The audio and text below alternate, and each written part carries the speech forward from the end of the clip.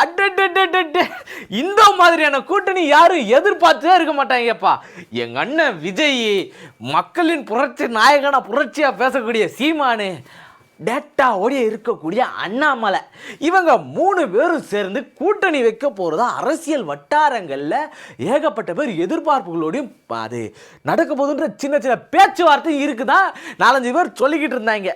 இப்படி ஒரு கூட்டணி அமைஞ்சா இளைஞர் பட்டாளமே அப்படி சும்மா கிளம்பி திரிஞ்சு எல்லாம் ஒன்று சேர்ந்துருவாங்க போலியே. தமிழ்நாட்டு அரசியல் இல்லை, தமிழ்நாட்டு வரலாற்றிலேயே இப்படி ஒரு ஆட்சி மாற்றம் இல்லாமல் அரசியல் வரலாற்று மாற்றமாக அமையும் அப்படின்னு சொல்லி ஏகப்பட்ட பேர் பேசிக்கிட்டு இருக்காங்க. ஏகப்பட்ட எதிர்பார்ப்புகள் கூடிக்கிட்டு இருக்கு. அதுக்கான சில செயல்பாடுகள் எல்லாமும் போயிட்டு இருக்கா.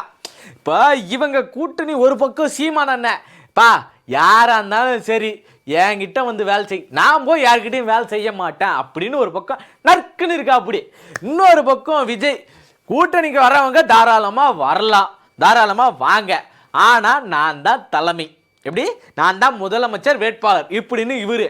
இன்னொரு பக்கம் அண்ணாமலை, என்ன பண்ணாலும் சரி அந்த பாஜகவுடைய அந்த கொள்கைகளை வந்து ஏற்றுக்கிட்டு அதன்படி இந்த தமிழகம் இயங்கணும், அதை தாண்டி டேட்டாவோட இருக்கக்கூடிய ஒரு ஆள் சீமானோடைய ஒரு ஆவேச பேச்சு பிரச்சாரம் ஒரு பக்கம், இளைஞர்கள் பட்டாளம் ஒரு பக்கம், இவங்க 3 பேரும் சேர்ந்தாங்க அப்படின்னா தமிழ்நாடு சும்மா பரபரன்னு கிளப்பி விட்டுரும். இந்த 2026 எலெக்ஷன் மாதிரி வேற எதுவுமே இருக்காது அப்படின்றது ஒரு பக்கம் இருக்கும்.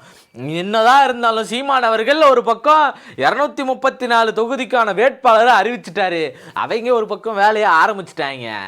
இப்படி இருக்கிற இந்த சூழல்ல இன்னொரு பக்கம் வேட்பாளர்களை தயார் பண்ணுறதுக்கான காணொலி மூலமா இன்டர்வியூ எடுக்கிறதுக்கு வந்து விஜய் தயாரி ஆகிட்டு இருக்காரு. இன்னொரு பக்கம் பாஜகவோட எடப்பாடி அவர்கள் தான் கூட்டணியில் இருக்காரு அப்படின்னு நம்ம பார்த்தோம். இவங்க தான் கூட்டணியில் இருக்காரு, அண்ணாமலை எப்படி வருவார் அப்படின்னு நம்ம பார்த்தோம். அப்படின்னா இவங்களுக்குள்ள ஒரு அந்த கிளவுட் ஃபைட், அந்த பனி போர் வந்து ஒன்று நடந்துக்கிட்டு இருக்கு, மென்மையான ஒரு போர் வந்து நடந்துக்கிட்டு இருக்கு அப்படின்னு சொல்கிறாங்க. என்னன்னா அதுவும் அண்ணாமலை அவர்களும் கடுமையாக விமர்சிச்சுக்க ஆரம்பிச்சிட்டாங்க, வெளியில் தெரியாத அளவுக்கு ஒரு பக்கம் வந்துருச்சு. இன்னொரு பக்கம் என்ன சொல்றாருன்னா, எடப்பாடியை சுத்தமாக நம்பாதீங்க, கூட்டணிக்காக ஆட்சிக்காக அவர் என்ன வேணாலும் பண்ணுவார், ஆட்சிக்கு அதிகாரத்துக்கும் அவர் என்ன வேணாலும் பண்ணுவார், அதனால் நாளை பின்ன ஏதாச்சும் உங்களுக்கு விட்டு போனோன்னா அவருக்கு அதை பற்றிலாம் கூட்டணி பற்றிலாம் யோசிக்கவே மாட்டார், அவர் விட்டு கிளம்பி போயினே இருப்பார், அதனால் அவரை வந்து நம்பாதீங்க அப்படின்னு சொல்லி அண்ணாமலை ஒரு பக்கம் போட்டு உடனே உடச்சிட்டாரு. இப்படி இருக்கிற இந்த 3 பேரும் வந்து சீமானுடைய அந்த ஆவேச பேச்சு இருக்கு இல்லையா, இளைஞர்கள் மொத்த பேரையும் என் மக்களே அப்படின்னாருன்னா இந்த நிலம் எனக்கு சிக்கிச்சு நீ செத்த அப்படின்னு சொல்லிட்டு விஜய் சீமானும் எங்க ஒத்து போறாங்க அப்படின்னா இந்த 2 திராவிட கட்சிகளை ஒழிச்சு ஆகணும் அப்படின்றதுல வந்து ரொம்ப முன்மூரமா தீவிரமா வேலை செஞ்சுக்கிட்டு இருக்காங்க.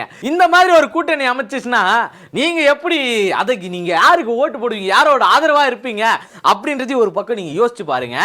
ஏன்னா விஜய் அவர்களை வந்து தொடர்ந்து இவங்க என்ன பண்றாங்க, தொடர்ந்து அவர் வந்து தற்கூரி அரசியல் புரிதலே இல்லாம இருக்காரு, அரசியல் பேச்சுகளே இல்லாம இருக்காரு அப்படின்னு சொன்னாலும் ஒரு பக்கம் அவருடைய திட்டங்களை அடக்கிட்டே வந்துட்டு இருக்காரு. இன்னைக்கு தேர்தல் வாக்குறுதி வேற கொடுக்க போறாரு, மகளிர் தினத்தை ஒட்டி தேர்தல் வாக்குறுதிகள், மகளிருக்கான தேர்தல் வாக்குறுதிகளை கொடுக்க போறாரு, பொதுமக்களுக்கு சார்ந்த தேர்தல் வாக்குறுதிகள். மகளிருக்கு முன்னுரிமை கொடுக்கறதுல வந்து ரொம்ப முக்கியத்துவம் வகிக்கிறது யாரு அப்படின்னு பார்த்தீங்கன்னா எங்க அண்ணன் விஜய் மட்டும்தான். இன்னொரு பக்கம் சீமான் அண்ணன் மகளிருக்குன்னு தனியாக நீங்கள் யார் என்ன வேணாலும் சொல்லுங்கள், கொள்கையில் உறுதியாக இருக்கக்கூடிய ஒரு ஆள் என்ன பண்ணாலும் 50 ஆண்கள்னா 50 பெண்கள், அதுவும் திருநங்கைகள்னு தனியாக ஒதுக்காமல் 50 பெண்கள், திருநங்கைகளும் அதுக்குள்ளே தான் அணுங்குவாங்க, அவங்க மனதளவலால் அவங்க பெண்ணாக இருக்காங்க, அதனால் அவங்க பெண்களில் தான் வருவாங்கன்றதுல ரொம்ப உறுதிப்பட இருக்காரு. இன்னொரு பக்கம் அண்ணாமலை என்ன பண்ணாலும் அந்த கொள்கைகள்லாம் இது பண்ணி வந்தாலும் இவங்க கூட சேர்ந்துக்கிட்டாங்க. ஏன்னா தமிழ்நாட்டில் பாஜகவை வளர்த்தது வந்து அண்ணாமலை அவர்கள் ஒரு பெரும் பங்கு இருக்கு. அந்த மாதிரி கட்சியை வளர்க்கறதுக்கு டேட்டாவுடைய அனலைஸ் வந்து நிறைய வச்சிருப்பார். அப்படி இருக்கக்கூடிய ஒரு ஆள் இவங்க 3 பேரும் சேர்ந்து இதை தாண்டி இன்னொரு தகவல் என்னன்னா, இவங்களுக்கு வந்து ஆலோசகராக வந்து இவர் இருந்தாருன்னா இன்னும் அதிகப்படியாக நல்ல கூட்டணி அமையும், ஆலோசகராக இவர் இருக்கணும் அப்படின்னு நிறைய பேர் எதிர்பார்க்கவும் படுறாங்க. இது எப்படிப்பட்டதுன்னு எனக்கு தெரியல. திருமாவளவன் ஐயா அவர்கள் வந்து இந்த 3 பேருக்கும் ஆலோசகராக அமைச்சாங்க அப்படின்னா ரொம்ப சிறப்பாக இருக்கும். இவங்க வந்து பெரிய கிளர்ச்சியை கிளப்பிக்கிட்டு பெரும் இளைஞர் படையை திரட்டிக்கிட்டு இந்த தமிழ்நாட்டுடைய எதிர்காலத்தை நியமிக்க போகிறாங்க, அதுக்கு இவர் தான் சரியானதாக இருக்கும் அப்படின்னு சொல்லி பல்வேறு அரசியல் வட்டாரங்கள் பேசிக்கிட்டே வராங்க. நீங்கள் யோசிச்சு பாருங்கள், விஜய் அவர்கள் முதல்வராக வச்சு இவங்க 2 பேரும் ஏற்றுப்பாங்களா அப்படின்றது ஒரு பெரிய கேள்விக்குறியாக இருக்குது. இவங்களுக்குள்ளே இருக்கிற முரண்கள் வந்து அதிகப்படியாகவே இருக்குது. ஒரு பக்கம் சமீபத்தில் தான் அண்ணாமலை அவர்கள் வந்து பேசியிருந்தார், விஜய் நான் ஒன்றும் அடிக்கவே ஆரம்பிக்கலை, சப்போஸ் அடிச்சுட்டேன்னா அவர்லாம் தாங்க மாட்டார், அடிக்க ஆரம்பிக்கிறதுக்கு முன்னாடி இவ்வளோ பேசிகிட்டு இருக்காரு அப்படின்னு சொல்லி அண்ணாமலை ஒரு பக்கம் வெகு விமர்சையாக போயிட்டுருக்கு. பிஜேபிலாம் கட்சியே கிடையாது, போட்டி 2 பேருக்கு நடுவில் தான், ஒன்று திமுக ஒன்று தாவேக்கா இப்படின்னு சொல்லி விஜய் ஒரு பக்கம் தீவிர திமுக எதிர்ப்பில் இருந்துக்கிட்டு இருக்காரு.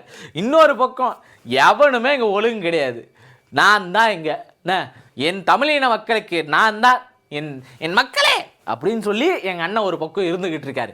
இந்த 3 பேரில் யார் சிஎம்மாக வந்தால் என்ன பண்ணுவாங்க? எங்கள் அண்ணன் சீமான் அவர்கள் வந்தார் அப்படின்னு வச்சுக்கோங்களேன், ஒரு பக்கம் ஆடு மாடு மேய்க்கிற தொழில் எல்லாத்தையும் வந்து அரசாங்க உடைமை ஆக்கிடுவேன், எவனுமே படிக்க வேணாம். எப்பா டாக்டரே, இப்போ டாக்டர் எல்லாரும் டாக்டர் ஃபஸ்ட்டாக என்ன பண்ணுறது, பா டாக்டர் என்ன பண்ணுற, நான் சும்மா உட்காந்துருக்கியா, கிளீனுக்கு சும்மா உட்காந்துருக்கியா, வா ஆறுமுக டாக்டர் இங்கே வா, நானும் இங்கே சும்மா தான் உட்காந்துட்ருக்கேன், 2 பேரும் ஊச்சி போட்டு விளையாடுவோம் இப்படின்னு பேசக்கூடிய ஆள் எங்கள் அண்ணன் சீமானு. இன்னொரு பக்கம் விஜய் அவர்கள், அவர் நீட்டு தேர்வை வந்து இங்கே விளக்க முடியாது, தொடர்ந்து அதில் தற்கொலைகள் நடக்குது, ஏன் மருத்துவ படிப்பு மட்டும்தான் படிப்பா, வேற படிப்பு இல்லையா, எல்லாத்தையும் சேர்த்து படிக்கும், எல்லாமே படிப்பு தான் அப்படின்னு சொல்லிட்டு இருக்கக்கூடிய விஜய் அவர்கள். இன்னொரு பக்கம் நீட்டுனால தான் வந்து பல்வேறு ஏழை மாணவர்கள் எல்லாரும் போய் சேர்ந்தாங்க, பல்வேறு தளங்களில் போய் இருக்க முடிஞ்சுது, அதுக்கு காரணம் வந்து நீட்டு. எப்படி 600 மார்க் எடுத்தவன் 12th வந்து 1200க்கு 600, இன்னும் 700 அப்படி வச்சுக்கலாமே, 1200க்கு 700 600 மார்க் எடுத்தவன் எலிஜிபிள், 1200க்கு 1189 மார்க்கு 82 மார்க் எடுத்தவன் எலிஜிபிள் இல்லை. இது எந்த வகையில் சேரும், எப்படியான ஒரு கூட்டமைப்பில் வரும் அப்படின்றது தெரில. ஏன்னா பணம் யார்கிட்ட இருக்கோ அவன் போகலாம், பணம் யார்கிட்ட இல்லையோ அவன் போகலாம். என்னதான் நீங்கள் நீட்டு கொண்டு வந்தாலும் நீட்டில் 700 மார்க்கா, 700க்கு 700 அச்சு தூக்கணும்னு இருக்கா, நீங்கள் என்ன பண்ணாலும் சரி படிக்கிற எங்கள் கூட்டம் படிச்சுக்கிட்டு போயிட்டே இருக்கும் அப்படின்னு இங்கே தமிழ்நாட்டில் சொல்லிட்டு இருந்தாங்க. ஆனால் அண்ணாமலை அவர்கள் இப்படி ஒரு ஸ்ட்ராங்காக இருக்கக்கூடிய ஒரு ஆள். ஆனால் என்ன பண்ணாலும் டேட்டா பேஸில் ஐபிஎஸ்ஸோடைய அந்த டேட்டா பேஸஸ் இருக்குல்ல, ஐபிஎஸ் அறிவு இருக்குல்ல, ஐபிஎஸ்லேருந்து எப்படி வந்தார் 4 பேர் தெரியும், ஒரு கேஸில் மாட்டி தான் வந்தார், இருந்தாலும் அவருடைய அந்த அறிவு இது எல்லாத்தையும் சேர்த்துரும். இந்த 3 பேரில் வந்து யாரை முதல்வர் வேட்பாளராக வச்சுக்கிறது அப்படின்றதுல நம்ம பெரும் குழப்பத்தில் தான் எல்லாருமே இருப்பாங்க. ஏன்னா இந்த 3 பேரோட ஸ்டாண்டை ஒரு பக்கம் சொல்லியாச்சு, ஆனால் 3 பேர் கட்சிகளை எப்படி வளர்த்துருக்காங்க அப்படின்னு ஒன்று பார்ப்போம். இதில் கொள்கை ரீதியாக ஒன்று பார்த்தோம் அப்படின்னா பாஜக சைடு இந்துத்துவா சனாதன கொள்கைகளை ஏற்றுக்கிட்டு இருக்க அண்ணாமலை அவர்கள் அந்த கொள்கைகள் படி வந்தார் அப்படின்னா பெண்களுக்கான விடுதலை எந்த அளவு முன்னிலையில் நிற்கும், பெண்களை எப்படி வந்து முன்னிறுத்துவாங்க, இல்லை சாதிய ரீதியான ஒடுக்குமுறைகளுக்கு எதிராக எப்படி இது நிற்கும், அந்த சனாதன கொள்கைகளே வந்து அதுக்கு ஆதரவாக இருக்கக்கூடியது தானே அப்படின்னு ஒரு பக்கம் அவங்கள ஒதுக்கி வச்சுருவாங்க. இன்னொரு பக்கம் எங்கள் அண்ணன் விஜய் அண்ணா அவர்கள் வந்தார் அப்படின்னா இது வரைக்கும் தொண்டர்களை யாரையுமே அரசியல் படுத்தலை அப்படின்றது ரொம்ப முக்கியமான ஒரு பாயிண்ட்டு. ஏன்னா என்ன பண்ணாலும் சரி எழுதி கொடுக்குறவரு தப்பாக எழுதி கொடுத்தாலும் இவர் என்ன பண்ணுவார், அதை பார்த்து கரெக்டாக படிச்சிருவார், தப்பாக தான் எழுதி கொடுத்தாலும் அவர் கரெக்டாக படிச்சிருவாரு. அந்த எமோஷனல் நடந்து போய் இந்த இடத்துல கண்ணீர் விட்டு அப்புறம் வந்து திரும்ப வந்து பேசணும் சாரி கேட்கணும்னு சொன்னால் கூட அதை மிஸ் பண்ணாமல் படிச்சிடக்கூடிய ஒரு ஆள், அதில் ஸ்ட்ராங்காக இருப்பார்.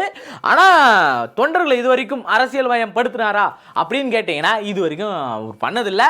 ஏகப்பட்ட பேர் வந்து அவருக்கு முட்டு கொடுத்து நிற்கிறதுக்கு அண்டை கூடு மண்டையை வச்சு அண்டை கூடுன்ற அளவுக்கு நிறைய பேர் முட்டு கொடுத்துட்டு நிற்கிறாங்க. அதை தாண்டி ஒரு ஒய்ஃபே வந்து ரொம்ப மோசமான ஒரு நிலையில் நடத்தியிருக்காரு அப்படின்னு சொல்லிக்கிட்டு இருக்காங்க. அப்படி ஒரு தகவல் வந்துகிட்டு இருக்கு. அப்ப இவரை முதலமைச்சர் வேட்பாளராக நிறுத்த முடியுமா அப்படின்னு கேட்டீங்கன்னா அது வந்து பெரிய சந்தேகம் தான். இப்ப 2 பேரும் போயிட்டாங்க, சீமான் அண்ணன் தான் கரெக்ட். எப்பேற்பட்ட பேச்சாளர், தமிழுக்காக எவ்வளோ உழைக்கிறார், தமிழுக்காக எவ்வளோ இருக்கார் அப்படின்னு நம்ம யோசிச்சு அவரை முதலமைச்சர் வேட்பாளராக நிறுத்தலாம் அப்படின்னு யோசிச்சோம் அப்படின்னா தான் அவர் டக்குன்னு சொல்றாரு என்னன்னு, பிராமண கடப்பாரியை கொண்டு இங்கே இடிப்பேன் அப்படின்றாரு. இது வரைக்கும் இருந்தது வரைக்கும் அண்ணன் பேசக்கூடிய அந்த ஆவேச பேச்சுகளாக இருந்தாலும் சரி, பெரியார் எதிர்ப்பாக இருந்தாலும் சரி, யார்கிட்ட இருந்து பெரியாரை எதிர்க்கிறோம் அப்படின்றது ரொம்ப முக்கியமான ஒன்று. பெரியார் எதிர்ப்பாக இருந்தாலும் தாராளமாக எடுத்துக்கலாம். ஆனால் எப்படி எதிர்க்கிறோன்றது ரொம்ப ஒன்று. ஏன்னா விசிகால இருக்கக்கூடிய ரவிக்குமார் அவர்கள் வந்து பெரியார் விமர்சித்து ஒரு நூலே வெளியிட்டிருக்காரு, அது இருந்திருக்கு. ஆனால் அது எப்படிப்பட்ட நூலாக இருக்குது அப்படின்றத ரொம்ப முக்கியம், எப்படிப்பட்ட முரணாக இருக்குது அப்படின்றது ரொம்ப முக்கியமான ஒன்று. அது இருக்கிற அதே சமயத்தில் இவர் ஆர்எஸ்எஸ் நடத்தக்கூடிய ஒரு நிகழ்ச்சி, ஆர்எஸ்எஸ் அமைப்பில் ஒரு கிளை அமைப்பாக இருக்கக்கூடிய ஒரு நிகழ்ச்சியில் போய் கலந்துக்கிட்டு பிராமண கடப்பாரியை கொண்டு வந்து இங்கே திராவிட கட்டடத்தை இடிப்பேன், அந்த பழைய கட்டடத்தை இடிப்பேன் அப்படின்னு அவர் சொல்லிட்டு இருக்காரு. இப்படி சொல்லிக்கிட்டு இருக்க இவருக்கு நம்ம என்ன பதில் சொல்றது? அப்போ இந்த 3 பேருமே வந்து சேருவாங்களா, இவங்க உதயம் ஆவாங்களா அப்படின்றது நம்ம பார்க்கணும். ஆனால் என்ன பண்ணாலும் இளைஞர் பட்டாளத்தை தீட்டு வச்சிருக்கக்கூடிய ஒரு மிகப்பெரிய அரசு அப்படி கொண்டு வரணும் அப்படின்னா இளைஞர்கள் கையில் இந்த நாட்டை கொடுங்கப்பா அப்படின்னாங்கன்னா 51 வயசில் விஜய் இளைஞரா அப்படின்னு கேட்டால் எனக்கு பெரிய சந்தேகம்.